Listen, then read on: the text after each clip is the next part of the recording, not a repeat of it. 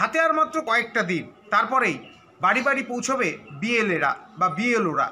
তাই এই বিএলওরা যাতে এসআইআরের কাজের ক্ষেত্রে স্বচ্ছভাবে এবং বৈধ ভোটারদের সঙ্গে কাজ করতে পারে বা বৈধ ভোটারদের কোনো নাম যেন বাদ না যায়, তার জন্য প্রতিটি রাজনৈতিক দল বিএলএ নির্ধারণ করেছে, অর্থাৎ ব্লক বুথ লেভেল এজেন্ট, এবং সেই বুথ লেভেল এজেন্টরা বিএলওদের সাথে সাথে পৌঁছবে প্রতিটি বাড়িতে বাড়িতে, এবং সেখানে স্বচ্ছভাবে যেন বৈধ ভোটাররা বাদ না যায় সেটা বিএলওদের সঙ্গে একাগ্রভাবে কাজ করবেন।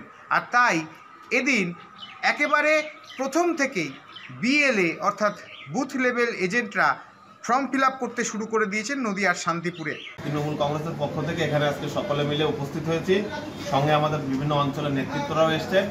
বিএলএ 2 যেটা বুথ লেভেল এজেন্ট পলিটিক্যাল পার্টির, গত পরশুদিন আমাদের সর্বভারতীয় সাধারণ সম্পাদক মাননীয় অভিষেক বন্দ্যোপাধ্যায়ের নির্দেশ অনুসারে আমরা সেই কাজ শুরু করেছি।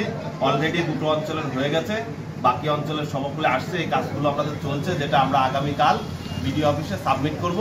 এবং নিরন্তরভাবে আমাদের যেটা দাবি যে কোনো ভোটার যারা বৈধ ভোটার তাদের প্রত্যেকের নাম যাতে থাকে সেটা সুনিশ্চিত করার জন্য তৃণমূল কংগ্রেসের সৈনিকরা একযোগে বিএলওদের পাশে থেকে কাজ করবে।